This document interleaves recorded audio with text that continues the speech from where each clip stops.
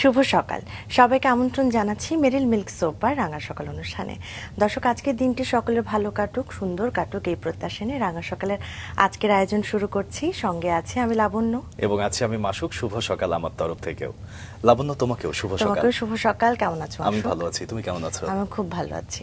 চমৎকার এই সুন্দর সকালে একজন অতিথি আছেন, অপেক্ষা না করে চলো দর্শককে পরিচয় চলো। করাই। প্রিয় দর্শক, আমাদের আজকে রাঙা সকালের অতিথি কর্পোরেট ব্যক্তিত্ব মোহাম্মদ মোবারক হোসেন রানা। চলুন তাকে স্বাগত জানাই। শুভ সকাল। শুভ সকাল। কেমন আছেন? আলহামদুলিল্লাহ, আপনারা ভালো আছেন? আমরা ভীষণ ভালো আছি এবং সময় দিয়েছেন আপনি, সেটা ভেবে ভালো লাগছে। আর আজকে একটা চমৎকার সকাল আমরা কাটাবো। আলহামদুলিল্লাহ, আমি সেটা এক্সপেক্ট করি। আর আমি প্রথমে একটু ধন্যবাদ জানাচ্ছি মাছরাঙ্গা কর্তৃপক্ষকে, আপনারা যারা আছেন আজকে অ্যাঙ্কার হিসেবে এবং বিহাইন্ড দ্য স্ক্রিনে যারা আছেন সবাইকে ধন্যবাদ জানাচ্ছি। আজকের এই সকালটাকে আমরা সবাই মিলে একটু রাঙাবার চেষ্টা করি। একদমই তাই, আমরা রাঙাবো তো অবশ্যই, কিন্তু শুরুতে আমরা যেহেতু জেনেছি আপনি একজন কর্পোরেট ব্যক্তিত্ব, সেটার বাইরে একটা প্রশ্ন করতে চাই। দেশটা যদি মা হয়, নদীগুলো আসলে মায়ের নারীগুলো শুকে যাচ্ছে বিভিন্ন কারণে।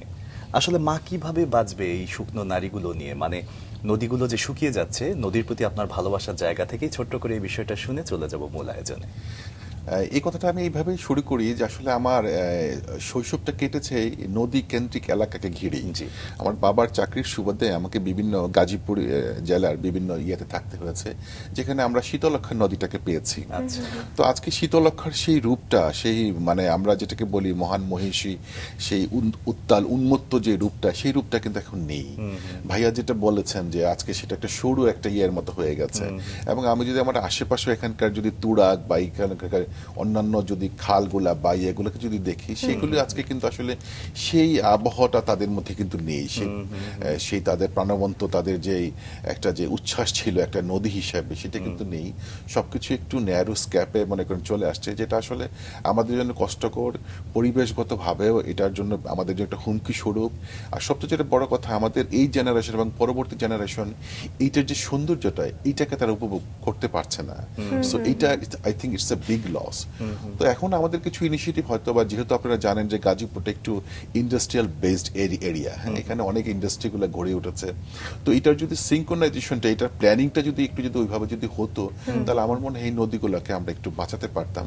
নদী তার পুরনো রূপ ফিরে পেত, সৌন্দর্যতার স্বকীয়তায় সে আগের জায়গায় ফিরে যেত। প্রথমত অনেক অনেক ধন্যবাদ যে এমন একটি বিষয় নিয়ে আসলে কাজ করছেন, ভাবছেন। এই বিষয়টা আমরা অবশ্যই কথা বলবো, কিন্তু গল্প শুনতে শুনতে ভাবছিলাম যে এই আজকের জায়গাটায় কাজ করা, এই নদী নিয়ে কাজ করা, সেই ছোটবেলার সাথেই জড়িত। এবং আমাদের আয়োজনেও আমরা একদম শুরু করি ছোটবেলা থেকে। তাহলে সেই ছোটবেলা থেকেই ফেরাতে চাই, ছোটবেলাটা কেমন ছিল, শৈশবটা কেমন কেটেছে, একটু সব মিলিয়ে জানবো। শৈশব আসলে এমন একটা শব্দ, যেমন আমি যদি এখন আমাকে যদি বিচার করি, তাহলে দেখেন এখন হয়তো আল্লাহ সুবহানাহু ওয়া তাআলা আমাকে অনেক কিছু করার ক্ষমতা দিয়েছেন, আমাকে অনেক কিছু আমি হয়তো বা জানি, কিন্তু আসলে না সবকিছু জানার এবং বুঝার পরেও এখন আগের মতো সেই নিঃস্বার্থভাবে কিন্তু খুশি হতে পারি না শৈশবে যেটা খুশি হতাম। এবং আরেকটা জিনিস, আমি আমার ছেলে মেয়ে, আমার দুটো মেয়ে, আমার মেয়েদেরকে আমি বলি যে মা, আসলে যেই মানুষটার মফস্বল কিংবা গ্রামের স্মৃতি নেই শৈশবের, তার আসলে শৈশবের স্মৃতি বিজড়িত আমরা যেটাকে বলি নস্টালজিয়াকে বা যেটাকে বলি, সেটার আসলে ভান্ডারটা অত্যন্ত সীমিত। হ্যাঁ, তো সেই হিসাবে আলহামদুলিল্লাহ আল্লাহ সুবহানাহু ওয়া তাআলার কাছে অশেষ মেহেরবানি যে আমি একটা খুব ফার্টাইল এবং খুব একটা প্রাণবন্ত কালারফুল একটা শৈশব কাটিয়েছি। আমি আগেও যেটা বলেছিলাম, আমি আবার বলছি যে আমি বাবার সরকারি চাকরি করতেন ব্যাংকে, অগ্রণী ব্যাংকে। ওনার চাকরির সুবাদে আমাদেরকে বিভিন্ন মফস্বল এরিয়াতে আমাদেরকে থাকতে হয়েছে। এমনিতে তো আপনার জন্ম বেড়ে ওঠা গাজীপুরেই বলতে পারি। জি, আমি আমি আমি গাজীপুরে ব্রন এন্ড বট আপ, আমি ওখানেই আমার জন্ম, এবং বাবার চাকরি সুবাদে আমাকে এই সারাউন্ডিং এরিয়াতে আমাদেরকে থাকতে হয়েছে আর কি। আচ্ছা, শৈশবে অনেক স্মৃতি আছে। লাবণ্য, তার জীবনের একটা সুন্দর স্মৃতির মধ্যে হচ্ছে বাড়িতে প্রথম টেলিভিশন আসা নিয়ে একটা স্মৃতি আছে, চলো সেটা শুনি। চলো স্যার। আসলে ওইটা মানে এখন আমাকে মানে বেশ পুলকিত করে, কারণ আপনি হয়তো জানেন যে মফস্বল এরিয়াতে আসলে তখন অনেক আমরা তখন বর্মিতে থাকি আর কি, বাবা তখন বর্মি অগ্রণী ব্যাংকের ম্যানেজার। তখন আমার মনে আছে আমরা দু ভাই একজন অফিসারের বাসায়, আমি নাম মেনশন করলাম না আঙ্কেলটার, ওনার বাসায় একদিন টিভি দেখতে যেতাম। তা আমাদের টিভি দেখার অ্যাক্সেসটা ছিল জানলা দিয়ে দেখার। আচ্ছা। বাট আনফর্চুনেটলি ওই দিন ওনাদের কোনো একটা পারিবারিক কোনো একটা ক্ল্যাশ বা কোনো কিছুর কারণে হয়তো বা তারা একটু ডিমোরালাইজ ছিল, তো ওরা আমাকে মুখের উপরে না একদম খাটাস করে জানালাটা অফ জানলা করে বন্ধ দিল। করে দিল। তা আমি আর ভাইয়া আমরা দুই ভাই একদম পিঠাপিঠি, তো এটা নিয়ে ভীষণ কষ্ট পেলাম। হ্যাঁ, আমি একটু ইমোশনাল ছোট কাল থেকেই আলটিমেটলি, তো আমি এটা কোনোভাবেই মানতে পারছি না। তো বাবা অফিস থেকে ফিরে শুনলো যে কি হলো এরকম একটা ব্যাপার। তো তখন উনি আমাদেরকে কিছু জানালেন না। তখন আসলে এত শোরুমও হয়নি বা এত কিছু তখন হয়নি। তখন মূলত ওই কালার টিভি গুলা একটু বাইরে থেকে আনতে হতো, মানে দেশের কাউকে বাইরে থেকে। দিয়ে দেশের বাইরে থেকে। আচ্ছা, তখন আচ্ছা। আসলে এতগুলো ফ্র্যাঞ্চাইজ বা এতগুলো তখন আসলে দেশে তখন ছিল না। দেশ ছিল না আর কি। এটা কত সালের গল্প করছেন স্যার? আমি এটা আপনার আলাপ করছি ইন টোটালি আপনার সেই 85-6 আচ্ছা, মানে এই টাইমে আমার মনে আছে ওয়ার্ল্ড কাপের আগে, ওয়ার্ল্ড কাপ ম্যারাডোনা যখন জিতেছে ওইটার আগের বছর মানে আমরা টিভিটা কিনি। আচ্ছা, বাহ, আচ্ছা। তো আব্বু তখন আপনার ওই এয়ারপোর্ট থেকে একটা টিভি কিনে নিয়ে যায়, 14 inch colour TV. Oh my goodness, মানে সেই ইয়েটা আসলে আমার এখনো মানে মনে পড়ে। আমরা ওয়েট করতেছিলাম মানে কারণ আব্বা সেই ঢাকা থেকে নিয়ে যাচ্ছেন। হ্যাঁ, সে আমরা লোকাল যে আমাদের যে বাস স্ট্যান্ডটা সেখানে সে সকাল থেকে ওয়েট করতাম যে কখন আসবে। এক একটা বাস আসে, চলে যায়, এক একটা মানুষ যখন সব চলে যায় তখন না সেই কষ্টটা, সেই আকুতিটা ছিল যে হা এটাই হতো না, কিন্তু আবার আশা একটা করতাম যে এবার এরপর এটাই একটাতে আছে, আসবে। হ্যাঁ। তো ওই আশাটাকে আসলে তখন আসলে আমাদেরকে অনেক স্পিড দিয়েছে আর কি। তো যা হোক, তা আব্বা যখন টিভিটা নিয়ে যাওয়ার মনে আছে আমাদের অনেক বন্ধু বান্ধব অনেক সবকিছু মিলে হই হই, মানে পিছনে একটা বাচ্চাদের একটা দল হয়ে গেল মিছিলের মতো আর কি। হ্যাঁ, টিভি আসছে রে, টিভি আসছে, হ্যাঁ কালার টিভি রে, কালার টিভি। হ্যাঁ, তো এই যে আসলে এই এটা আসলে আমি কোনোদিনই ভুলবো না। দেখেন আল্লাহ সুবহানাহু ওয়া তাআলা এখন আমাকে আমার বাসায় হয়তো 55 ইঞ্চি টিভি আছে, বাট আমি আসলে এখন এই মুভমেন্টটা না, ওই খুশিটা না হতে পারি না। হ্যাঁ, সত্যি। আমাকে ওই প্লেজারটা কিন্তু দেয় না। আমি যখন ওইটাতে ওই 14 ইঞ্চির জন্য আমরা যে লালায়িতটা ছিলাম, এবং আমাদের শুক্রবার দিন একটা কার্টুন হতো, আপনারা হয়তো অনেকে যারা 90s এর যারা আছেন তারা জানবেন, থান্ডার কেটস। হ্যাঁ, এই একটা হতো, তো আমরা একদম পাগল ছিলাম এই কার্টুন ছবিটার জন্য। হ্যাঁ, সে সময় অল্প কিছু অনুষ্ঠান সেটা খুব জনপ্রিয়তা পেত এবং আমরা ওটা দেখার জন্যই সবাই বসে থাকতাম। এবং অদ্ভুত বিষয় যে ওই সময়টায় শুধু পরিবারের মানুষ আনন্দ পেত না, পরিবারের আশেপাশের মানুষ সবাই মিলে আনন্দটা ভাগাভাগি করে নিত। অদ্ভুত একটা সময় আসলে আমরা কাটিয়েছি। সেই সময়গুলো নিয়ে আমরা আরো কথা বলতে চাই, কিন্তু আপনার সম্পর্কে আমরা যতটুকু জানি, আপনার পরবর্তী জীবনেরও অনেক কাজ রয়েছে, সেগুলো নিয়ে আমরা জানি, সেটা একটু এই মুহূর্তে দর্শকদের জানিয়ে আসবো। মোহাম্মদ মোবারক হোসেন রানা একজন অভিজ্ঞ কর্পোরেট ব্যক্তিত্ব, যিনি গত 2 যুগেরও বেশি সময় ধরে সেলস, মার্কেটিং, ব্র্যান্ডিং, অপারেশনস ও মিডিয়া কমিউনিকেশন নিয়ে কাজ করে আসছেন। বর্তমানে তিনি ইউনিভার্স গ্রুপের চিফ মার্কেটিং অফিসার হিসেবে দায়িত্ব পালন করছেন এবং একাধিক ফ্ল্যাট ও ল্যান্ড ডেভেলপমেন্ট প্রকল্পের সার্বিক মার্কেটিং ও সেলস কৌশল পরিচালনা করছেন। রিয়েল এস্টেট, ম্যানুফ্যাকচারিং, অ্যামিউজমেন্ট ও সার্ভিস সেক্টরে তার কাজের অভিজ্ঞতা তাকে একটি বহুমাত্রিক নেতৃত্বে জায়গা নিয়ে গেছে। এর আগে তিনি Shohoz, Ashiyan group, NRB group, Jamuna future park, Bashundhara গ্রুপের মতো প্রতিষ্ঠানের শীর্ষ ব্যবস্থাপনায় কাজ করেছেন। তিনি lead generation, team building, 360 degree marketing campaign ও ব্র্যান্ড পজিশনিংয়ে দক্ষ। একই সঙ্গে তিনি একজন মোটিভেশনাল স্পিকার হিসেবে প্রশিক্ষণ ও প্রেরণামূলক সেশনে সক্রিয় ভূমিকা পালন করে থাকেন। পেশাগত জীবনের পাশাপাশি তিনি দীর্ঘদিন ধরে স্বেচ্ছাসেবামূলক ও সামাজিক কর্মকাণ্ডের সঙ্গে সক্রিয়ভাবে যুক্ত। সেভ দ্য রিভার মুভমেন্টের সঙ্গে সদস্য হিসেবে তিনি নদী রক্ষা আন্দোলনে সক্রিয় ভূমিকা রেখে চলছেন। আমরা এই গল্পগুলো শুনবো, তার ছোটবেলায় ছিলাম সেখানে আবারও ফিরে যাচ্ছি। ছোটবেলার স্মৃতি, ছোটবেলার সেই মধুর স্মৃতিগুলো শুনছিলাম বাবার কথা। বাবা তো সরকারি চাকরি করতেন, তিনি বোধহয় ব্যাংকে ছিলেন। আর একটু মায়ের কথাও জানতে চাই, মাকে নিয়ে একটু শুনবো। মা আসলে এমন একটা শব্দ মানে পৃথিবীর, যেটা আসলে মানে এটার ব্যাপ্তিটা বিশাল। আমার মা নেই, আপনারা ওনার জন্য একটু দোয়া রাখবেন। 2023 সালে আল্লাহ পাক ওনাকে ওনার কাছে নিয়ে গিয়েছেন। বাট মার ভূমিকাটা আমাদের দু ভাইয়ের জীবনে একটা অন্যরকম একটা হ্যাঁ, এবং সবাই একটা জিনিস জানে এবং মানে যে মা হচ্ছে সে প্রথম শিক্ষাগুরু। একদম। এবং আমার মা এমনিতে টিচার ছিলেন। আচ্ছা। সো আমরা আসলে বেসিক্যালি আমাদের আজকের এই বেড়ে ওঠাটা এবং আজকের এই অবস্থানের পেছনে ওনার একটা বিশেষ ভূমিকা রয়েছে। আব্বা তো হয়তো অনেক কিছু ব্যস্ত থাকতেন, মাই আমাদেরকে ইয়ে করতেন, আবার একটু দেখাশোনা। শাসনও করতেন ভীষণ। আচ্ছা। মা এমনি কি মাই শাসন করতেন না বাবাও শাসন না, বাবা করতেন? আসলে আলটিমেটলি আমাদেরকে ওইভাবে কখনো ওইরকম ভাবে শাসন করেনি, মায়ের শাসনটা আমরা একটু বেশি পেতাম আর কি। আচ্ছা। আর সেই ভাগটা মনে হয় একটু আমার উপরে একটু বেশি আসতো আর কি। আসলে শাসন করা তারই সাজে সোহাগ করেন যে কথাটা তো Right, আছেই। exactly. শুনি মায়ের সেই সুন্দর দিনগুলো শুনি। তো আমার মা মানে টিচার ছিলেন, মাই আমাদেরকে টেক কেয়ার করতেন। মায়ের আদর্শে আমরা আসলে একটু বেড়ে ওঠাম।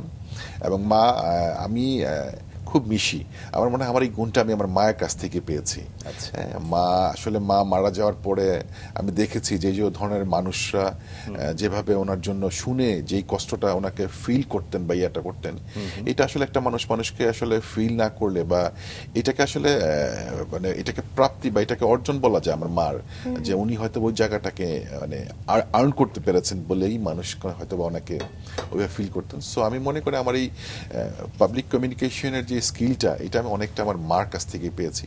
উনি খুব মিশতেন, মানুষকে মূল্যায়ন করতেন। আচ্ছা। এবং সেটাকে আমরা এখন ধারণ করতে চাচ্ছি আমাদের মাঝে।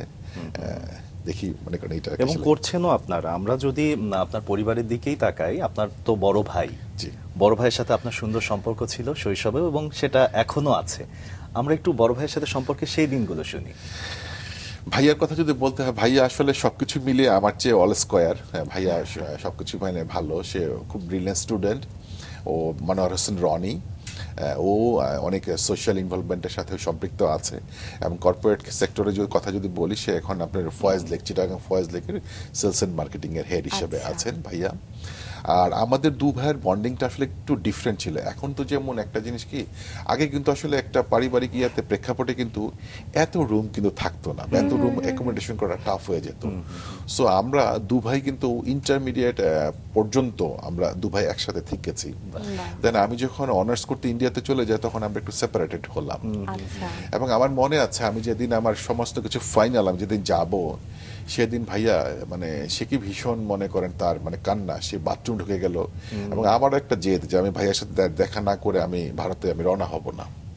হ্যাঁ, সো এই যে আসলে দুই ভাইয়ের যে একটা বন্ডিংটা, হ্যাঁ, তো এটা আসলে মনে করেন আমাকে স্টিল না ভাইয়া এখনো মনে করেন, এবং ও অনেক ব্যাপার আমাকে অনেক স্যাক্রিফাইস করেছে। আমার একটু রাগ ছিল ছোটকাল থেকে বেশি, হয়তো ছোট ছিলাম বলে, হ্যাঁ, কিন্তু ভাইয়া সেই জিনিসগুলোকে একটু ম্যানেজ করে নিত। হ্যাঁ, আমাকে বুঝাতো যে ভাইয়া এরকম করে না। হ্যাঁ, তো এই যে এই জিনিসগুলো স্টিল না এখন এমনি বয়সের পার্থক্য কত ছিল? মাত্র মানে 1 বছর সামথিং, কয়েক মাস। আচ্ছা, তাহলে আমরা পিঠাপিঠি একদম একদম। পিঠাপিঠি আমরা দু ভাই। তো আসলে ওই সিঙ্ক্রোনাইজেশনটা এখন হয়তো বা জীবন জীবিকার তাগিদেও হয়তো বা ঢাকার বাইরে থাকে চিটাগাং, কিন্তু তারপরেও না সেই টোনটা, সেই মানে ইয়াটা কিন্তু রয়েই গেছে। হ্যাঁ, আমরা হয়তো বা একজন আরেকজনের দিকে তাকালেও অনেক কিছু বুঝে যাই, আর অনেক কিছু না বললেও অনেক না বলা কথা থেকে অনেক কিছু রিয়েলাইজ করে ফেলি আর কি। চমৎকার, চমৎকার। এমন একটা পরিবারে থেকে ছোটবেলায় স্বপ্ন দেখা হতো বড় হয়ে কি হবেন?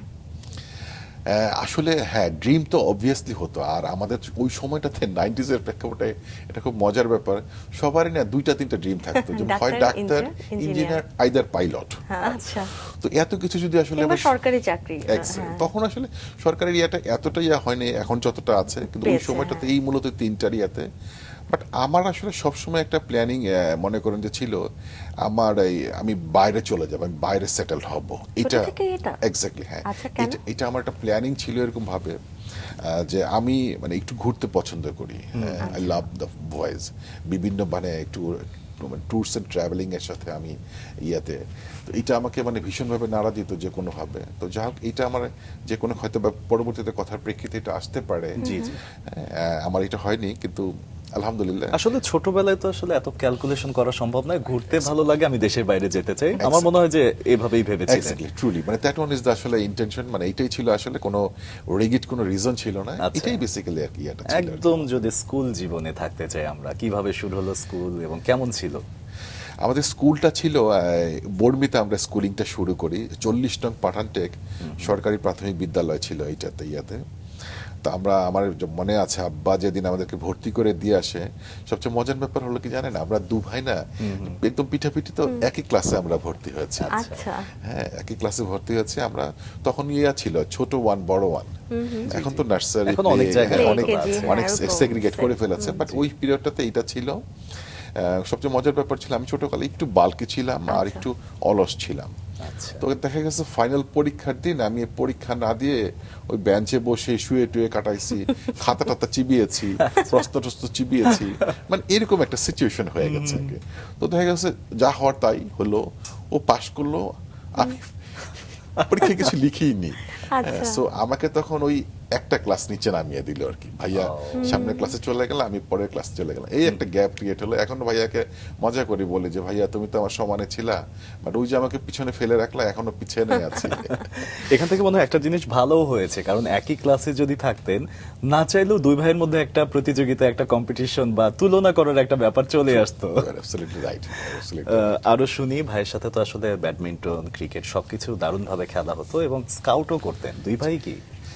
ভাইয়ার সাথে মূলত আমরা দু ভাই ইয়া করতাম, আমরা ছোটবেলা আমরা যে কিশোর ফৌজ এবং ইয়ে নামে আমাদের কিছু মানে এই ধরনের কিছু সোশ্যাল কিছু ইয়া ছিল, মুভমেন্ট ছিল, ওইটাতে করতাম স্কাউটিং। আমি বিএনসিসি, আপনার যেটা আচ্ছা। আপনার যে মানে ক্যাডেটের যে এটা হয়, এটাতে দু ভাই করতাম এবং দু ভাই সমানভাবে পার্টিসিপেট করতাম।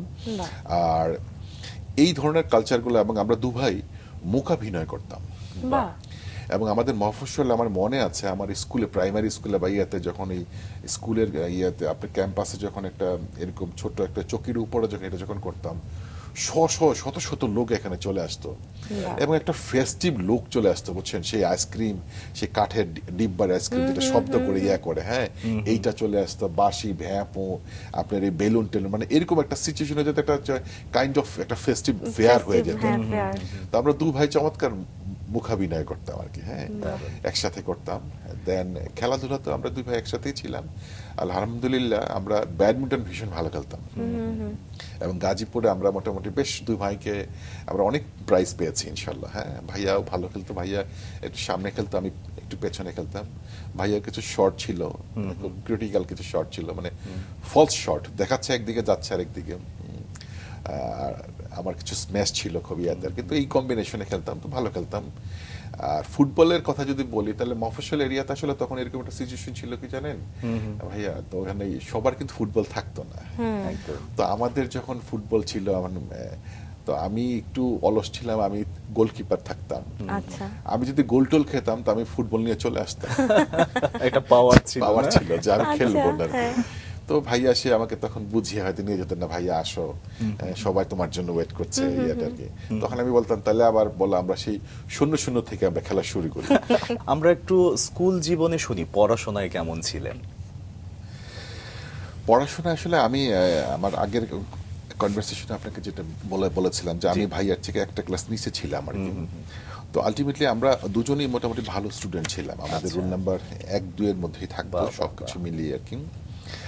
এবং স্কুলটা আসলে আমার খুব গ্রাউন্ড ওয়ার্কটা খুব ইয়ে হয়েছে, কারণ তখন দেখতাম যে আপনার ওই মফস্বলে বা যে কোনো জায়গায় ফার্স্ট বয় সেকেন্ড বয় না একটা মূল্যায়নটা ছিল অন্যরকম একটা ভ্যালু ছিল। আর তখন কিন্তু আমাদের গ্রেডিং সিস্টেমটা ছিল না, এখন সিজিপিএ এখন যেগুলো জি। ক্যালকুলেট করে, তখন এটা ছিল না। তখন ফার্স্ট বয় সেকেন্ড বয় এগুলির খুব প্রাধান্য ছিল, এত নাম্বার পেয়েছে সে, এত কিছু। তো এটা খুব এনজয় করতাম।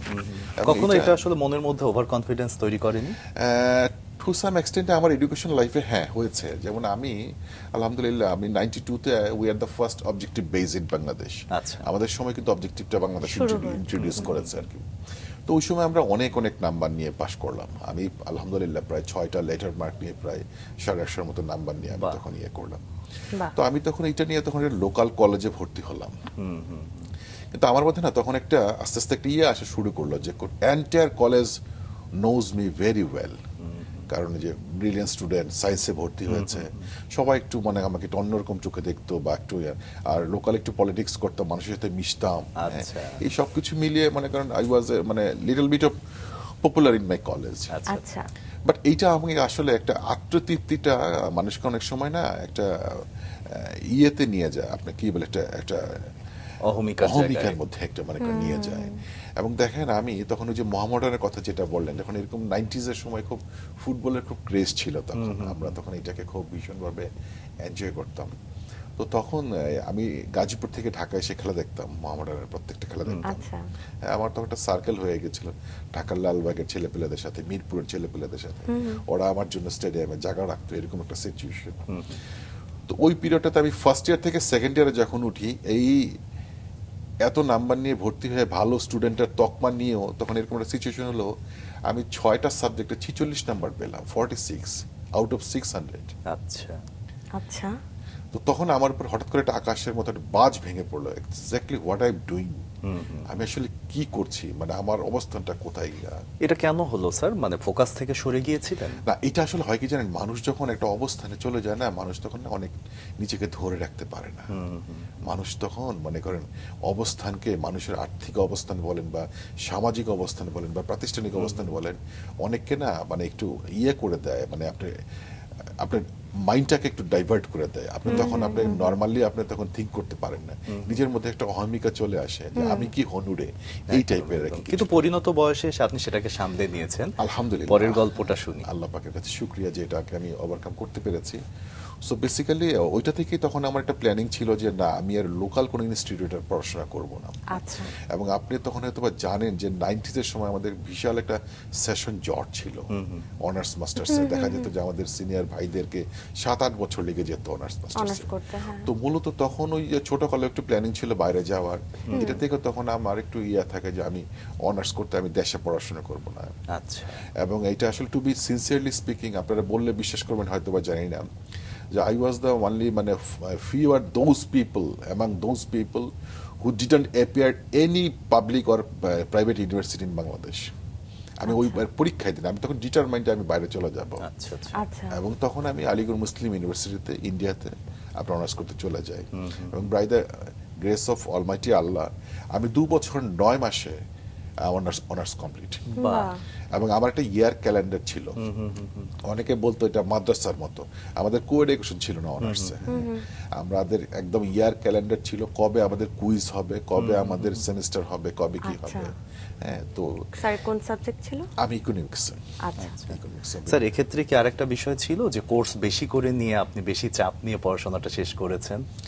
নট এক্স্যাক্টলি, আমাদের আসলে ওই টাইপেরই মনে করেন যে ইয়েটা ছিল আমাদের। মূলত ওদের মানে এডুকেশন পলিসিটা ছিল এরকম আর কি, যে ফার্স্ট ইয়ারে আপনাকে 3টা সাবজেক্ট নিয়ে কাজ করতে হয়। যেমন আমি ইকোনমিক্সটা মেজর করে পলিটিক্যাল সায়েন্স আর স্ট্যাটিস্টিক্স, এই দুইটা ছিল আমার সাপ্লিমেন্টারি সাবজেক্ট। বাট আচ্ছা। থার্ড ইয়ারে গিয়ে এন্টায়ার সাবজেক্টে 6টা সাবজেক্ট ইকোনমিক্স হয়ে গেছে। ইকোনমিক্স, আচ্ছা। হ্যাঁ, তো এই ওয়াইটা আর কি মনে করেন ছিল আর কি। দেন তারপর ওখান থেকে পাশ করার পরে যেহেতু ইংলিশ ভার্সনে পড়াশোনা করেছি, আমরা বাঙালি প্রায় আপনার 15-16 জন ছিল। এবং ভেরি মানে most of them are now in abroad. Okay, এটা কি প্রথম পরিবার ছেড়ে আলাদা থাকা? True, that one is the first time. সেটা তো একটা অন্যরকম এক্সপিরিয়েন্স ছিল। একটা নতুন পরিবেশ, একটা নতুন জীবন। হ্যাঁ, ওখানটাতে আমাকে আসলে ওই মানে 3 বছরের লাইফটা না আমাকে অনেক পরিণত করে দিয়েছে যে মানুষ হিসেবে। কারণ মাত্র একটা ইন্টারমিডিয়েট পাশ করে একটা ছেলে আপনার, সে নিজেই কিন্তু ওখানকার ফ্যামিলির গার্জিয়ান। আমি কি করছি কেউ দেখছে না। হ্যাঁ, সো আমি যদি ভালো করি সেটা আমার জন্য ভালো, আমি যদি খারাপ করি আমার জন্য ভালো। আমার অনেক বন্ধু বান্ধব অনেক রকম অনেক কিছু করতো, বাট আমার সেখানটাতে সেই জিনিসগুলো করার অবকাশ ছিল না। কারণ তখন আমার আব্বাকে চিন্তা হতো যে আমরা মিডল ক্লাস ফ্যামিলির ছেলে পেলে, আমার বাবা অনেক পরিশ্রম করে হয়তো আমাকে এখানে পড়াশোনা করাচ্ছে, so I have to do something. হ্যাঁ, তখন আমার মধ্যে এই জিনিসটা, এই বোর্ডটা কাজ করতো। এবং আমার বাবা আমাকে ছোট্ট ছোট্ট ভাষায় কিছু চিঠি লিখতো। আচ্ছা। একটা কথা এখনো মনে আছে, আমাকে লিখেছিল যে বাবা, তুমি এখন দেশের বাইরে, বুঝবে মানুষের জীবনটা কত বড় এবং মানুষ কতটা নিষ্ঠুর নির্দয়। তুমি এখন একা, তুমি তোমার সংসার চালাচ্ছ, তুমি এখন বুঝতে পারবে। এবং তাই হয়েছে, আমাকে অনেক কিছু ফেস করতে হয়েছে, অনেক অনেক লার্নিং হয়েছে আসলে। Truly, রেজাল্ট কেমন হলো স্যার? আলহামদুলিল্লাহ, আল্লাহ পাকের কাছে অশেষ মেহেরবানি যে আমি আমার শিক্ষাগত জীবনের 4টা ইয়াতে, ইনক্লুডিং এমবিএ সহ আমার 4টা ইয়াতে আমার ফার্স্ট ক্লাস ছিল। বাহ। আল্লাহ পাকের কাছে এটা অশেষ মেহেরবানি। আমি চেষ্টা করেছি এবং ওখানে গিয়ে আমার ফার্স্ট ইয়ারে আমি আপনার 64% পেলাম। তো সেকেন্ড ইয়ারে গিয়ে আবার একটু ওই যে যেটা বললাম, মানুষের মধ্যে একটা কনফিডেন্ট লেভেল চলে আসলে, আর তখন তো মাত্র গ্রোয়িং, ইন্ডিয়ার লাইফস্টাইলটা তখন অনেক ফাস্ট। হ্যাঁ, তখন অনেক বন্ধু বান্ধব মনে করেন হয়। হ্যাঁ, তো ওই সবকিছু মিলে তখন আবার একটু পড়াশোনাটা একটু করলাম, 58 পেলাম। আচ্ছা। এইটাকে আবার কভার করেছি কি একটা থার্ড। বিষয় খেয়াল করে দেখলাম যে স্যার আপনি যখনই আসলে ভালো করছেন, আবার যখন খারাপ করছেন, খারাপ করে আবার নিজেকে ওভারকাম করে ওই জায়গাটায় ফিরিয়ে নিয়ে আসেন। আপনি থাকে না অনেকে হয়তো খারাপ করলে আর ব্যাক করতে পারে না তার আগের জায়গাটায়, কিন্তু আপনি এটা বুঝতে পারতেন যে আপনার খারাপ হচ্ছে বা আপনি খারাপ করে ফেলছেন, সেই জায়গাটায় থাকা যাবে না, আবার ব্যাক করতেন। এটা খুব চমৎকার একটা স্পিরিট আসলে। দেশে ফিরে আসলে আবার কি চিন্তা করলেন, কি করবেন? আসলে দেশে ফিরে আসাটা আমার একটু অন্যভাবে হয়েছে আর কি। তখন আসলে এরকম একটা যোগ ছিল, তখন তো আর ভাইয়া এতটা আপনার কমিউনিকেশনটা এতটা মডার্ন ছিল না, না। না, এখন হোয়াটসঅ্যাপ, এখন যেটা, এখন তো আর মানুষ বলে না যে বাইরে, একদম কাছাকাছি আছে। হ্যাঁ, আসলে। তো আমাদের সময় আপনার তখন দেখা যেত যে মাসে আমরা একবার কথা বলি, এবং সেটা কলিং কার্ডের মাধ্যমে। জি। দেখা যেত সিরিয়ালে হয়তো আব্বা একটু বলছে, ভাইয়া একটু বলছে, আম্মা একটু বলছে। তা আমি যখন অনার্স কমপ্লিট করি, তখন আমি মোটামুটি অনার্স থার্ড ইয়ারের সময় আমার সমস্ত কিছু ঠিক, আমি অস্ট্রেলিয়ায় চলে যাব। আচ্ছা। আচ্ছা। এবং আমার I-20 চলে আসছে, আপনার 3টা ইউনিভার্সিটি থেকে আমার I-20 চলে আসছে। বাহ। আপনার যে আমি ওখানে মোটামুটি একদম কনফার্ম। বাট লাস্ট ওই পিরিয়ডটাতে দেখা গেছে যে 2 মাস যাবত আমার মা আমার সাথে কথা বলেন না। আচ্ছা। তো যখনই অন্যদের সাথে কথা বলি যে উনি কোথায়, বিভিন্ন এক্সকিউজ দেখাচ্ছে হয়তো বা, যে আজকে এইটার যে এই ফ্যামিলির এই কারণে আসতে পারে না, ফোনে সামনে আসবে। কিন্তু আমার মনে একটা খটকা লাগলো, এবং আমি যখন ছুটিতে আসলাম, তখন দেখলাম যে that time my mother was gone through a very severe একটা অপারেশনের মাধ্যমে গিয়েছে, আচ্ছা। এবং ওনার খুব লাইফ রিস্ক ছিল তখন। আচ্ছা। তো আসলে এইটা একটু আমাকে একটু হোম সিকনেস আমার এখনো স্টিল নাও আমার আছে। তো ওই সময়টাতে আমি সিদ্ধান্তই নেই যে না, আমি আমি ওখানে আর যাবো না, আমি দেশেই পড়াশোনা করব, মা বাবার কাছেই থাকবো। এই হোম সিকনেসটা ছিল, দ্যাটস ওয়াই আমি প্রফেশনাল লাইফে অনেক বেটার অপরচুনিটি নেই শুধুমাত্র এই হোম সিকনেসের কারণে। তো আল্লাহর কাছে শুক্রিয়া যে আল্লাহ পাক আমাকে ওই কান্ট্রিতে নিয়ে গিয়েছেন আচ্ছা। পরবর্তী জীবনে, কর্মজীবনে। বাহ। এটা কি বাবা মার প্রতি দায়িত্ববোধের কারণে আপনার দেশে থাকার আগ্রহটা বেশি হলো? না, ট্রুলি, কারণ একটা জিনিস কি জানেন, আজকে আমাদের যে এক্সিস্টেন্সে আমরা যে যত কথাই বলি ভাইয়া, আজকে দু কথা বলতে পারছি, দু কথা আপনার সাথে করতে পেরেছি, এটা কাদের জন্য? তাদের জন্যই তো। অবশ্যই, অবশ্যই। So এবং তাদের ব্যাপারটা তো যদি- সুন্দর স্যার, মানে ভালো লাগছে। তাদের এক্সিস্টেন্সে যদি আমি আমাদের লাইফে যদি অস্বীকার করি, ভুলে যাই, এটাকে তো আসলে অবশ্যই এই জায়গাটা থেকে আমাদের অনেকের আসলে শেখার আছে যে অনেক সময় আমরা নিজেদের দিকটা চিন্তা করে আসলে বাবা মাকে একা রেখে অনেক দূর চলে যাই, কিন্তু আসলে তাদের প্রতি আমাদের অনেক অনেক দায়িত্ব রয়েছে। Truly, truly. এমবিএ করলেন তাহলে ঢাকাতে, এখানেই বাংলাদেশে? রাইট, আমি এমবিএ করেছি ঢাকাতে, আমি Asian University of Bangladesh, exactly, and we are the 4th batch of Asian University. আমরা ছিলাম 4th বেজ। আমাদের তখন ক্যাম্পাসটি ছিল আবাহনী মাঠে, ধানমন্ডি আবাহনী মাঠের 27-এর সাথে আর ওখানটাতে আর কি। ওইটাও আমার লাইফে একটা নতুন লেসন আমাকে একটু শিখিয়েছে, আমি মনে করি। কারণ আমি যখন ওখানে ভর্তি হয়েছি, তখন দেখা যেত যে প্রাইভেট ইউনিভার্সিটিতে সব মানে পয়সাওয়ালার ছেলেপেলেরাই পড়তো, এবং আমি এবং আমার মতো 2-3 জন এরকম ছিল যারা হয়তো রিক্সা দিয়ে আমরা ক্যাম্পাসে যেতাম, আচ্ছা। বাকি অনেকেরই গাড়ি ছিল আর কি। তো আমাকে তখন এই মফস্বল থেকে আসতাম, যে অনেকে গ্রাম্য ছেলে বা গ্রামের ছেলে, এরকম একটা তকমা বা একটা ট্যাগ ছিল। কিন্তু স্যার, এই জায়গাতে একটা প্রশ্ন আছে। আপনি তো দীর্ঘদিন দেশের বাইরে গিয়ে পড়াশোনা করে আসলেন, ওরা কি আপনার মানসিক স্মার্টনেসটাকে গুরুত্ব দিত না? না, ডেফিনেটলি সেটাকে দিত, কিন্তু তারপর তারা একটা লোকালিটিটাকে তারা একটা বেস করতে হয়, এবং এটার একটা রিজনও ছিল, যে মানে আমি ক্লাস শেষ হওয়ার পর আমার চিন্তা হতো কখন আমি বাড়িতে যাব। আচ্ছা, আচ্ছা, তো এইটাকে ওরা খুব মার্ক করতো, যে কেন, ও আচ্ছা ও তো গ্রামে থাকে, ও তো বুঝতে মফস্বল পেরেছি, থাকে। হ্যাঁ, so that is the reason behind that. তো আমি মজার তখন দেখতাম যে কিছু কিছু ক্ষেত্রে আমাকে টু সাম এক্সটেন্ডে আমি একটু আইসোলেটেড হয়ে গেলাম। তখন আমি নিজেকে একটু করলাম যে না, আমি তো তাদের সাথে ফাইন্যান্সিয়ালি শো আপে আমি তাদের সাথে পারবো না। Then what will be the strategy তাদের মনটা জয় করার জন্য, তাদের মাঝে নিজেকে একটা সিচুয়েশনে নেওয়ার জন্য। তখন দেখলাম যে একটা জিনিসই করতে পারি, সেটা হচ্ছে যে আমি যদি আমার পড়াশোনাটা যদি ভালো করে করি, তাহলে ওরা আমার দিকে আসবে। দারুণ। এবং আমি তখন ভীষণভাবে চেষ্টা করলাম, এবং আলহামদুলিল্লাহ আমার প্রথম সেমিস্টারে আমার 4টাই আমার আসছে। বাহ। বাহ। তো এইটা আসার পরে তাদের একটু মানে চকিতে যেটা বলে পলক ফেরটা, সেটা আবার আমার দিকে চলে গেল। যে তখন আমাকে দেখা গেল যে অনেকে এরকম অফার করতো যে ভাইয়া, বন্ধু তুমি এক কাজ করো, তুমি আমাদেরকে টিমে রাখো। তখন আমরা তো জানেন যে স্টুডেন্ট লাইফ, একটা অ্যাসাইনমেন্ট করতে তখন Group জয়েন্ট study লেকচারে হতো। করতে হ্যাঁ, হতো, group-এ। হ্যাঁ। তো ওই সময়টাতে বলতো না তোমাকে কিছু ফাইন্যান্স করতে হবে না, তুমি শুধু আমাকে রাখো। কারণ ভালো ছাত্রদের না সবাই একটু মূল্যায়ন করে, কাছাকাছি নোটটা প্রয়োজন পড়ে, হ্যাঁ, একদম, একদম। লেকচারটা জার্নালাইসিসটাকে আমরা যে মানে ওয়ার্ক অফ স্টাডি গুলো করতাম ওগুলির জন্য তারা, তো তখন দেখতাম যে আমি তখন মিশে গেলাম। আচ্ছা। হ্যাঁ, তো এই জিনিসটা লাইফে আমাকে কি আছে, মানুষের লাইফটা না বড় নির্দয়।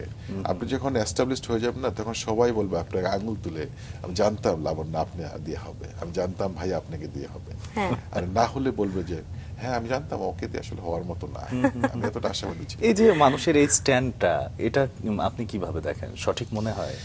এটা আসলে হয় কি জানেন, এটাকে আমি বলবো আসলে যার দৃষ্টিভঙ্গি যেরকম সে আসলে সেভাবেই মনে করেন দেখবে। আর সেটাই। ভালোর চোখ সবসময় ভালোই দেখে। একদম, একদম। কিন্তু আমাদের প্র্যাকটিসটা কি হওয়া উচিত? ডেফিনেটলি আপনার মানুষকে মূল্যায়ন না, তার মানবতাকে মূল্যায়ন করেন, তার ভেতরটাকে মূল্যায়ন করেন। দারুণ, দারুণ। সেই জায়গাটা একটু এবার আসতে চাই, পড়াশোনার পর্ব পার করে এবার একটা গুরুত্বপূর্ণ অধ্যায়, যে আসলে কর্মজীবনে প্রবেশ করবেন। কি ভাবছিলেন, কোথায় জয়েন করবেন বা কি পরিকল্পনা ছিল তখন? দেখেন আসলে আমাদের 90s এর সময়ে, তখন আমরা যখন যারা তখন MBA করতাম, মাস্টার্স অফ বিজনেস অ্যাডমিনিস্ট্রেশন, এটা খুব ভারী কি একটা শব্দ ছিল। এবং আপনি কি তখন- মার্কেটিং এ এমবিএ জি করেছেন? এক্স্যাক্টলি, আচ্ছা। আমার মেজর ছিল মার্কেটিং এ। তো আমাদের সময় কিন্তু প্রাইভেট ইউনিভার্সিটিগুলোতে বেশ ভালো ভালো টিচার আমরা পেয়েছি, যারা ভীষণ কড়া ছিলেন এবং খুব মার্কস দিতেন খুব ক্যালকুলেটিভ করে। আমার যেমন আমার মনে আছে, আমি ঢাকা ইউনিভার্সিটির মোস্ট অফ দ্য টিচারই কিন্তু পেয়েছি যারা প্রাইভেট ইউনিভার্সিটিতে পড়াতো তারা কিন্তু। আচ্ছা। এখন তো অনেক ইউনিভার্সিটি হয়ে গেছে, অনেক অনেক টিচার বা অনেক ইয়ে আর কি সবকিছু মিলিয়ে। তো ওইটার প্রেক্ষিতে আমি যে জিনিসটা মনে করেন যে দেখেছি যে তখন একটা ড্রিম ছিল যে MBA করলাম, জব নিব, কলিং বেল টিপ দিব, কেউ এসে জিজ্ঞেস স্যার চা না কফি, হ্যাঁ এরকম একটা জব। কিন্তু যখন জবে ঢুকলাম না, দেখলাম নিষ্ঠুর পৃথিবী। কোথায় জয়েন করলেন অনেক প্রথমে? Exactly my first job was Aptech computer education. আচ্ছা। এটা একটা আইটি বেসড অর্গানাইজেশন, তখন ইন্ডিয়ার একটা মাল্টিন্যাশনাল অর্গানাইজেশন। কি রেসপন্সিবিলিটি ছিল? আমার তখন মার্কেটিং এক্সিকিউটিভ হিসেবে ছিল এবং আমার ছিল আউটডোর মার্কেটিং এক্সিকিউটিভ। ওকে। তো আমি তখন, আমার মনে আছে আমি গাজীপুর জেলায় এরকম কোনো ইনস্টিটিউট বা এরকম কোনো কলেজ বা এরকম কোনো ইউনিভার্সিটি নেই, যেমন এগ্রিকালচার মানে ইপসা, কৃষি গবেষণা, ধান গবেষণা, বঙ্গবন্ধু মানে এগ্রিকালচার ইউনিভার্সিটি, এরকম কোনো ইয়ে নেই যেখানে আমি সেমিনার সিম্পোজিয়াম করিনি এই আইটি অ্যাওয়ারনেসটাকে নিয়ে। বাহ।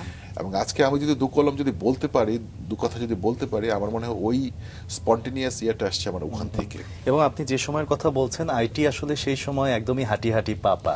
এবং সো ডিফিকাল্ট পিরিয়ড ছিল। আমার মনে আছে আমি কৃষি গবেষণা, ধান গবেষণা যখন যেতাম, মানে আঙ্কেলরা যারা বড় বড় ইয়াতে যারা ছিল, ওরা বলতো যে কি নিয়ে আসছো তোমরা, কি দরকার আছে, সারা জীবন লাইফটা তো পারই করে ফেললাম, এইটার আর কি হবে, এটা দিয়ে তো এটা বাংলাদেশ এটা চলবে না। একদম, অথচ হাতে দেখেন আজকে ট্যাগ কোথায় চলে গেছে। কোথায় আসছে? একদম। এবং একই সাথে স্যার, আপনি কিন্তু খুব লাকি মানুষ।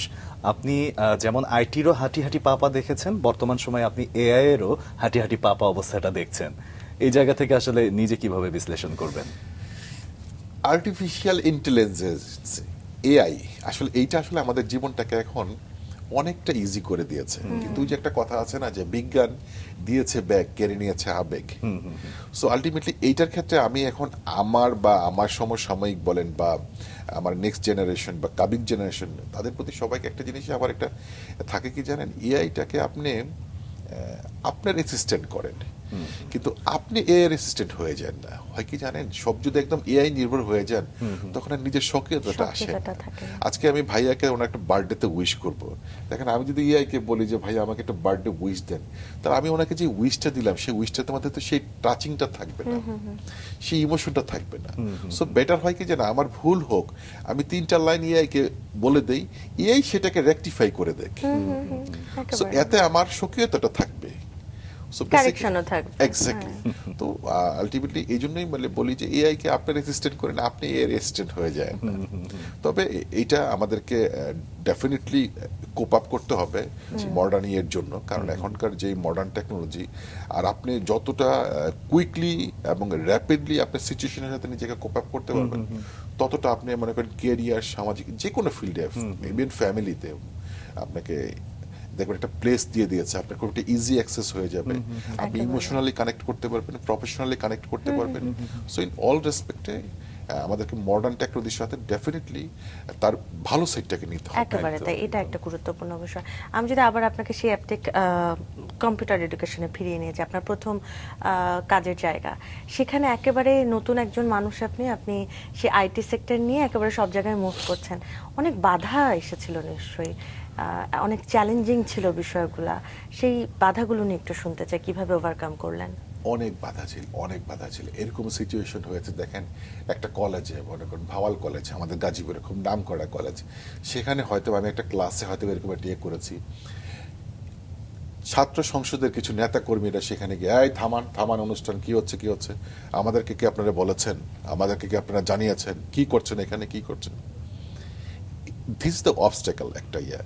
সো এই যে প্রবলেম এবং এই ধরনের আপনার মনে করেন ইনস্ট্যান্ট যে আপনার অবস্টেকলগুলো, এটার ম্যানেজমেন্টগুলো তখন ওই জায়গা থেকে আমি শিখেছি আচ্ছা, যে ভাইয়া দিস ইজ দ্য থিং, এইটা আপনার ক্যারিয়ারের জন্য একটু ভালো হবে। আপনি গতানুগতিক যে শিক্ষাটা শিখছেন, এটার সাথে আইটি যেটা যদি হয়, এটা আপনাকে আর একটু বেটার প্লেসমেন্টে নিয়ে যাবে।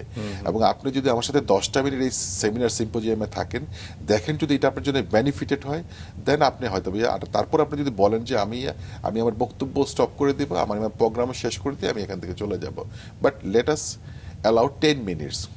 তো আমি 10 মিনিটে তাদেরকে, মানুষকে একটা জিনিস কি জানেন, সেলস বলেন বা মার্কেটিং বলেন, যেটাই বলেন, আপনাকে আপনার বেনিফিটটা কিন্তু বোঝাতে হবে। মানুষ ফিচারের চেয়ে বেশি কিন্তু দেখে আপনার বেনিফিটটা কি, আমার লাভটা কি। আপনি হচ্ছে অ্যাপটেকের পরে কোথায় জয়েন করলেন এবং তারপরে ধারাবাহিকভাবে শুনতে চাই। অ্যাপটেকের পর মূলত আমি একটু ঢাকা বেস চলে আসলাম, তখন আমি আইপিএসএসএল গ্রুপে তখন জয়েন করলাম। আইপিএসএসএল গ্রুপ তখন বনানীতে ছিলেন, হায়দারুজ্জামান সাহেব এটার উদ্যোক্তা ছিলেন। উনি তখন আমরা হার্স রেন্টেকার, এটা একটা ইন্টারন্যাশনাল ফ্র্যাঞ্চাইজি একটা ইয়ে ছিল, আচ্ছা। যে আপনার রেন্টেকার কিন্তু মাল্টিন্যাশনাল একটা অর্গানাইজেশন ছিল। আচ্ছা। আমাকে এইটার সেলস এন্ড মার্কেটিং কর্পোরেটটা দেখতে হতো, অ্যাজ ওয়েল এজ এই আমাদের ফুকেট এয়ার, তখন we are the GSO Phuket air, Phuket এয়ারের আমরা জিএসএ ছিলাম। আচ্ছা। এইটা প্লাস আমার আরেকটা ইউনিট ছিল এলেঙ্গা রিসোর্ট, এটা টাঙ্গাইলে একটা এলেঙ্গা রিসোর্ট ছিল। আচ্ছা। তো এইটার কর্পোরেট ব্র্যান্ডিং মার্কেটিংটা একটা আমাকে একটু দেখতে হতো আর কি। আচ্ছা। তো এখানটাতে আমার বেশ সময় একটা কেটেছে আমার, এবং কর্পোরেট সেক্টরের সাথে আমার ফ্যামিলিয়ারিটি মূলত এটা দিয়েই মানে আলটিমেটলি শুরু আর কি। আচ্ছা। Then after that I turn into myself, আমি তখন ইয়েতে আপনার জয়েন করি আপনার বসুন্ধরাতে। আচ্ছা, আচ্ছা। সেখানেও কি মার্কেটিং এই? হ্যাঁ, বসুন্ধরাতে অ্যাকচুয়ালি মাই জব ওয়াজ, আমি মার্কেটে ইয়াতে ছিলাম আপনার ওই আমাদের বসুন্ধরা সিটির যে মার্কেটটা ছিল ওটাতে, এবং 7তলা এবং 8তলা এই দুইটা ফ্লোরের ইনচার্জ হিসেবে আমি ওখানে ছিলাম। বাহ। এবং আমার তখন আসলে আলটিমেটলি দায়িত্ব ছিল কি, বসুন্ধরা সিটি মার্কেটটাকে একটু লাইভলি আর একটু জমজমাট করে ফেলা। এবং আপনি হয়তো দেখবেন তখন ভীষণ ভীষণ মেলা হতো, এই বৈশাখী স্যার, মেলা। কোন সময়ের কথা বলছেন? এইটা আপনার 2005, আচ্ছা। বেশ 6, অনেক আগে। 7 আচ্ছা, এই আচ্ছা। পিরিয়ডটাতে। তো বেসিক্যালি তখন আমার একটা ইন্টেনশন ছিল কি জানেন, আমি একদম লোয়ার মিড লেভেলের লোকজনকে বসুন্ধরায় নিয়ে আসবো। আচ্ছা। তো এটার জন্য আমি তখন কিছু ইনিশিয়েটিভ নিলাম, যেমন কিছু মেলার কিছু এক্সিবিশন কিছু করলাম, মোবাইল মেলা করলাম বাংলা লিঙ্কে দিয়ে। That one is the booming, মানুষকে জায়গা দেওয়া যাচ্ছে না এরকম তখন সিচুয়েশন। আর বাংলা লিঙ্ক তখন নতুন আসছে, সো তারা তাদের যথেষ্ট ক্যাম্পিং গুলা আমার ওখানে করেছে আর কি। So I was long period with Bashundhara group, almost প্রায় 6 ইয়ারের মতন। বাহ। Then I turn into myself real estate সেক্টরে। আমরা একটু মনে করেন তখন আমি একটু মুভ করি, তখন আমার আসিয়ান এই জব সুইচের বিষয়টা আসলে কি ছিল, নিজের ডেভেলপমেন্ট?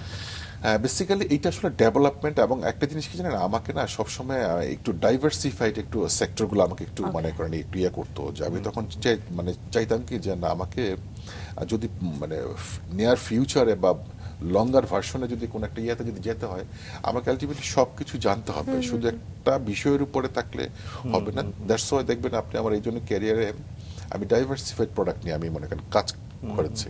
আচ্ছা। সো দেন তখন আমি লাস্টলি তখন ইয়ে থেকে আপনার আসিয়ানে আপনার ইয়ে করি। তো আসিয়ানে তখন আপনার ল্যান্ডে যখন আমি জয়েন করি আর কি, দেখেন এখানে আপনি customer handling, customer sales, corporate marketing, এটার ব্র্যান্ড মার্কেটিং যে ইয়েটা, এবং আমি ওভারসিজ কিছু ফেয়ার, ওই যে আমি আপনাকে যেটা তখন বলেছিলাম যে অস্ট্রেলিয়াতে আমরা তখন ফেয়ার করতে যাই, যেটা আমার খুব ড্রিম ছিল আর কি, হয়তো যে অস্ট্রেলিয়া আমি যাওয়া। চলে যাবো অস্ট্রেলিয়া। তো ওখানটাতে এবং আরো ওভারসিজ কিছু ফেয়ার আমি মালয়েশিয়া, দুবাই এবং আরো কিছু কান্ট্রিতে মনে করেন তখন এগুলো করি আর কি। বাহ। তো তখন দেখতাম যে আসলে এই প্রবাসীরা, হ্যাঁ, তারা আসলে মানে কষ্ট করে তাদের কষ্টার্জিত অর্থগুলা এখানে যে দিচ্ছে বা এটা ইয়ে করছে, এই ফিলটা তখন আসে যে, এবং আবাসনে তো তখন এবং এখনো বিশাল একটা গ্যাপ রয়েছে আর কি। তো এটা নিয়ে আর কি মার্কেটিং এর কাজ যারা করেন তাদের মধ্যে একটা বিষয় যেটা থাকে, মেইন ফোকাসই হচ্ছে প্রোডাক্টটা বা সার্ভিসটা সেল করা। বাট আপনার মধ্যে একটা বিষয় আমরা একদম শুরু থেকেই লক্ষ্য করছি যে আপনি ক্লায়েন্টের স্যাটিসফ্যাকশন বা তার ওয়েলফেয়ার নিয়ে চিন্তা করছেন। এই যে একটা মানবিক জায়গা, মানবিক অবস্থান আপনার, এই জায়গাটা আসলে কিভাবে অন্যরা প্র্যাকটিস করতে পারে? দেখেন, এখন আমি বলবো যে রিয়েল এস্টেট বলেন বা মার্কেটিং বলেন, হোয়াট এভার ইট ইজ বলেন, সবচেয়ে যেটা এখন যেটা সমস্যা হচ্ছে কি জানেন, আপনার ট্রাস্ট ওয়ার্থি অ্যান্ড কনসিস্টেন্সি। জি, এই দুইটা ইস্যু যদি আপনি এনশিওর করতে না পারেন এবং এই দুইটার মধ্যে যদি আপনি সিঙ্ক্রোনাইজ করতে না পারেন, আপনাকে বিশ্বাস করতে হবে ভাই, এবং আপনাকে একটা কনসিস্টেন্সি থাকতে হবে।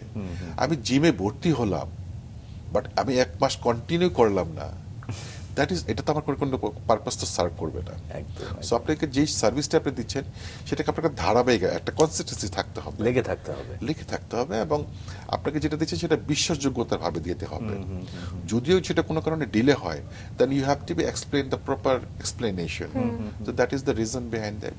এই কারণে এটা ডিলে হচ্ছে, মানুষ তখন এটা বুঝে বা মেনে নেয়, বাট সেটা আপনাকে দিতে হবে আর কি এটার প্রেক্ষিতে। স্যার, ম্যানেজমেন্ট এবং মার্কেটিং নিয়ে আপনি দেশে এবং দেশের বাইরে পড়াশোনার অভিজ্ঞতা নিয়ে আপনি এই সেক্টরে কাজ শুরু করলেন এবং ধীরে ধীরে অভিজ্ঞতার আরো বড় বড় ধাপে আপনি যাচ্ছিলেন। কিন্তু যেটা হয় যে বইয়ের যে বুকিশ ল্যাঙ্গুয়েজ বা বইয়ের ভাষায় যেটা বোঝানো হয়, বাস্তব জীবনে বা দেশ টু দেশের যে একটা ভেরিয়েশন, পর্যায়ের কাজ। এই কাজের পর্যায়ে সেটা আসলে ওইভাবে ইমপ্লিমেন্ট করাটা সহজ হয় না। সেক্ষেত্রে একদম প্র্যাকটিক্যাল জায়গা থেকে চিন্তা করতে হয়। আপনি আসলে মার্কেটিং বা সেলস এই বিষয়টা প্র্যাকটিক্যাল জায়গা থেকে কিভাবে নিয়েছেন, কিভাবে চর্চা করেছেন? It's a $1 million question. কারণ কি দেখেন, আমরা আসলে মানে পুঁথিগতভাবে যে জিনিসগুলো আমরা দেখি বা আমরা মনে করেন পড়ি, সেটা আসলে বাস্তব জীবনে কতটা কাজে লাগে বলেন। এই যে পাটিগণিত আমরা যখন করেছি যে এখানে একটা বানর তৈলাক্ত বাসবে, এটা কর্মজীবনের কোন জায়গাটাতে কাজে লেগেছে? হ্যাঁ, so a square plus b square plus 2ab plus, হ্যাঁ, এই যে সূত্রগুলা, এটা হয়তো আমরা পুঁথিগতভাবে পড়ি, কিন্তু আসলে এই জন্য বলি কি, ফিলিপ কটলারের মার্কেটিংটা আমরা হয়তো পড়ি, দিস ইজ দ্য ওয়ে। কিন্তু ভাই, ফিলিপ কটলার তো যে জিনিসটা লিখেছে সেটা তো একটা পশ্চিমা কান্ট্রি বা একটা মডার্ন ওয়ার্ল্ডের ফার্স্ট ওয়ার্ল্ডের কান্ট্রিকে কনসেপ্টটা চিন্তা করে, আমার এখানে তো এই প্রেক্ষাপটটা, এই মার্কেটটা তো নেই, এই বাজারটা তো নেই, মানুষ তো এতটা ওয়েল এডুকেটেড না। সো আমাকে লোকালিটির সাথে লোকালিটি ইজমকে মেনটেন করে আমাকে মার্কেটিংটা করতে হবে। সো ওখান থেকে আমি যেটা নিচ্ছি সেটাকে আমাকে প্র্যাকটিক্যাল এক্সপিরিয়েন্সের সাথে যদি আমি ব্ল্যান্ড করতে না পারি, তাহলে খুব ডিফিকাল্ট আপনার মার্কেটিং আপনাকে গেইন করা। আর সবচেয়ে যেটা বড় কথা কি জানেন, আমি একটা জিনিস বুঝি, be good, think good and do good. এই ফান্ডাটা যদি প্রত্যেকটা মানুষের লাইফে যদি থাকে ভাই, সবকিছু আপনার সহজ করে দেয়। দেখেন, আমাদের সূরাতেও আছে ইহদিনা সিরাতুল মুস্তাকিম। আপনি সহজ সরল ওয়েতে আপনি চিন্তা করেন, আপনার জন্য দেখবেন অনেক কিছু লাইফে ইজি হয়ে যাবে। আপনি সহজ, আপনার আশেপাশের কয়েকটা মানুষ সহজ, কিন্তু কয়েকটা মানুষ আবার সহজ থাকলো না, তখন কি করেন? ইন দ্যাট কেস আমি একটা জিনিস বললাম কি, শুনেন, আপনি যদি খাতাতে লিখেন, খাতাতে লিখলেই কিন্তু আপনার ভুল হবে। আপনি যদি কিছুই না লিখেন, তো আপনি কোনো নাম্বারই তো পেলেন না। সো যে কাজ করে ভাই, তার সমালোচনা থাকবেই। আর একটা সার্টেন পিরিয়ড পরে কি জানেন, ওই সমালোচনাকারীগুলো না পিছনে চলে যায়, দৌড়ের রেসে তারা টিকতে পারে না। তো যারা কাজ করে আসলে, তারা দেখবেন ঠিকই কি দেখবেন আপনার ফিনিশিং লাইনটাকে টাচ করতে পারে। অফিয়ার একটা কথা বলছিলেন সময় নিয়ে, যে আপনি কখনো এখন আর কাউকে ওয়েট করান না, সেই বিষয়টা কোথা থেকে আসলো? আসলে দেখেন, এটা সেলস এন্ড মার্কেটিং এর যে লোক, আমি সেলস এন্ড মার্কেটিং এর একটা ক্ষেত্রে আমাদের একটা পেশেন্ট থাকতে হয়, আমাদের একটা ধৈর্য থাকতে। সেলস জিনিসটাই হচ্ছে একটা পেশেন্টের ব্যাপার। আমার মনে আছে, আমি যখন মার্কেটিং এক্সিকিউটিভ হিসাবে যখন বিভিন্ন অফিসে বা বিভিন্ন কর্পোরেট হাউসগুলোতে যখন যেতাম, টু সাম এক্সটেন্ডে হয়তো অনেকের সাথে অ্যাপয়েন্টমেন্ট থাকতো, অনেকের সাথে হয়তো অ্যাপয়েন্টমেন্ট থাকতো না। তো অনেক ক্ষেত্রে আমি দেখতাম কি, ওরা আমাকে ঘন্টার পর ঘন্টা ওখানে বসিয়ে রাখতো। এবং আমার কাছে কেন জানি মনে হতো তখন অনেকের এরকম একটা ইন্টেনশন বা হয়তো বা ছিল আর কি, এরকম আর কি, যে যতক্ষণ ওয়েট করাতে পারায় সে হয়তো বা তত বড় অফিসার হিসাবে নিজেকে হয়তো বা ইয়ে করবে। বাট আমি দেখেন তখন থেকে একটা প্ল্যানিং থাকতো যে আল্লাহ পাকের কাছে একটা জিনিস চাইতাম, যে আল্লাহ, আপনি যদি আমাকে কোনোদিন এরকম কোনো বড় পজিশন একটু নিতে পারেন, আমি কোনোদিন কাউকে উইদাউট এনি ভ্যালিড রিজন ছাড়া আমি কাউকে কোনো ওয়েট করাবো না। ভাই আমি তো কোনো ইম্পর্টেন্ট কেউ না ভাই, বাংলাদেশে তো একটা প্রাইম মিনিস্টার রাষ্ট্রপতির সাথেও মানুষ দেখা করতে পারে, হ্যাঁ, তার একটা প্রোটোকল বা ইয়ের মাধ্যমে। সো আমার সাথে আপনি মিট করতে আসছেন, আমি নিজে তো এরকম ইম্পর্টেন্ট কেউ না ভাই যে আপনার সাথে আমাকে এতক্ষণ ওয়েট করে রাখবো উইদাউট এনি ভ্যালিড রিজন ছাড়া। সো আমি আসলে এই টাইম সেন্সটা এবং এই টাইম মানুষকে ইয়া করে দেওয়া। আর আমি একটা জিনিস বিশ্বাস করি, you should respect the time of value others if you want to be valued your time to be respected by others. একদম। আপনি যদি অন্যের সময়কে মূল্যায়ন না করেন ভাই, আপনিও এই সময়ের মূল্যায়ন অন্যের কাছ থেকে পাবেন না। বাহ। দারুণ। আবার যদি একটু কাজের জায়গায় আমরা ফিরি, বিভিন্ন গ্রুপে আসলে বিভিন্ন প্রতিষ্ঠানে আপনার কাজ করার অভিজ্ঞতা রয়েছে, সে জায়গায় যমুনা ফিউচার পার্কেও আপনার একটা কাজ করার অভিজ্ঞতা রয়েছে, আরও অনেকগুলো রয়েছে, প্যারাডাইস গ্রুপ, এনআরবি গ্রুপ। আপনি একটু আমরা একটু জানতে চাই আপনার অভিজ্ঞতা জায়গা থেকে কোন কোন জায়গায় কি ধরনের রেসপন্সিবিলিটি বা কি ধরনের একটা এক্সপিরিয়েন্স পেয়েছেন। আমি একটু শর্ট করে সবগুলোকে একটু একটু টাচ করি। যমুনা ফিউচার পার্ক যেমন আমাকে একটু মানে কর্মজীবনে যমুনা ফিউচার পার্কের ফ্রম দ্য বিগিনিং এ, মানে এটা এস্টাবলিশমেন্টের ফ্রম দ্য বিগিনিং এ আমার মানে কাজ করার অভিজ্ঞতা হয়েছে। সো আমি নতুন করে এখানে এটার যে আউটডোর পার্কটা ছিল, যেটাকে আমরা কার্নিভাল, সেই কার্নিভালের লগোটা ইনফ্যাক্ট আমার তৈরি করা ছিল। আচ্ছা। সো এইটার মার্কেটিং প্ল্যান এবং আমি ব্র্যান্ড অ্যান্ড মার্কেটিং এ বেশ কিছু জিনিস তৈরি করেছি যেটা এখন আমার নিজের ব্যাবি। সে ফর আজকে আপনি প্যারাডাইস যদি ফ্যানটা কিনেন, প্যারাডাইস ফ্যানের গায়ে দেখবেন লেখা আছে গরম আবার কি, প্যারাডাইস ফ্যান গরম আবার কি, এটাকে আমরা মার্কেটিং এর ভাষায় বলি ট্যাগ লাইন। জি। So this is my creation. Okay. So then আমি এই তখন বিভিন্ন ক্রিকেট টুর্নামেন্টে আমরা যখন প্যারাডাইস যখন স্পন্সর করতাম, তখন আমাদের কিছু কিছু আমরা এই আরডিসি আমরা কিছু রেডিও কিছু আমরা ইয়ে তৈরি করেছিলাম, যেমন দৌড়া বাঘ আইলো brought you by Paradise Cables. দেখা গেছে তো যে এই স্লোগানটার ইয়েটা নিয়ে প্লে কার্ডটা নিয়ে স্টেডিয়ামে দৌড়া বাঘ আইলো। তো all these are my babies, আচ্ছা। This is my creation. এই জিনিসগুলো যখন দেখি না তখন ভাল লাগে, এই ট্যাগলাইন গুলা এই লগো গুলা যখন দেখি। এবং আমাদের এখানে বসে একটা জিনিস যেটা ভালো লাগছে, আপনি আপনার বিষয়বস্তুগুলোকে এমন ভাবে প্রেজেন্ট করছেন এবং ভয়েস ওভার আকারেও অনেক সময় প্রেজেন্ট করছেন। কখনো কি ভয়েস ওভারও দেওয়া হয়েছে বা টিভিসি অফিসে এই ধরনের কাজ করা এটা একটা হয়েছে? মজার বিষয়, আমি আপনাকে বলি, আমি যখন প্যারাডাইস ফ্যানের জন্য আমি যখন স্ক্রিপ্টিং করি, জি। ওইটার টোটাল স্ক্রিপ্টিংটা ছিল আমার। তো আমি একটা যখন এজেন্সিকে দিয়ে এটা যখন করাই, তো এজেন্সির ডিরেক্টর দেখতাম আমার দিকে না এরকম ফেল ফেল করে তাকিয়ে থাকে। কারণ কি আমি তো ওই আমার স্ক্রিপ্টিংটাকে একটা ভিজুয়ালাইজ করতাম যে এরকম এরকম করতে হবে, এরকম এরকম করতে হবে। তো উনি দেখতাম আমার দিকে তাকায় থাকে, তো আমি মাঝে মাঝে একটু অকওয়ার্ড ফিল করতাম যে কি ব্যাপার, কেন এইভাবে তাকিয়ে আছে কেন। ও মা, দেখলাম কি লাস্ট যেদিন ফাইনাল আমাদের মানে কারণ আপনার এই ডিটটা যখন কনফার্ম হবে, উনি হঠাৎ করে আমার প্যারাডাইস গ্রুপের চেয়ারম্যানকে আমার রিকোয়েস্ট করে ফেললো যে স্যার যদি পারমিশন দেন আমি এই অ্যাডের চাচার চরিত্রে আমি রানা ভাইকে নিতে চাই। আচ্ছা। তো আমি তো একদম আকাশ থেকে পড়লাম। আচ্ছা। তো বলে ভাই আমি তো ভাই জীবনে তো অন স্ক্রিনে ইয়ে করি। তো বললো যে ভাই না, আপনার বলার ইয়াটা আছে, আপনি রাজি হন, আমি কাজ বের করে নেব আপনার কাছ থেকে। বাহ। এবং 48 আওয়ার্স আমাকে আমরা দুইটা অ্যাড করেছিলাম। মানুষ তো শুধু 30 সেকেন্ডের অ্যাডটা দেখে, বাট বিহাইন্ড দ্য পেছনে স্ক্রিনটা তো যে অনেক। মানে কতটা ইয়া থাকে, মানে কষ্ট থাকে। তো এইটা আসলে মানে ইয়াটা হয়। আর সবচেয়ে যেটা বড় কথা আসলে লাইফে আসলে আপনাকে নিজেকে যতটা প্রকাশ করতে পারবেন। আমাদের সেলস একটা কথাই আছে যে before selling your product you have to sell yourself first. আপনাকে আগে প্রথমে তো বিক্রি করতে হবে, তারপর তো প্রোডাক্ট। আচ্ছা। ওই দারুণ, পয়েন্ট অফ দারুণ। ভিউ থেকে আমরা এইভাবে কাজ করছি আর কি। আচ্ছা, অনেক রকম কাজের অভিজ্ঞতা, অনেক অর্গানাইজেশনে কাজের অভিজ্ঞতা, কিন্তু বর্তমানে আপনি ইউনিভার্স গ্রুপে দায়িত্ব পালন করছেন। একদমই কি দায়িত্ব পালন করছেন বা সামনের লক্ষ্যটা শুনি।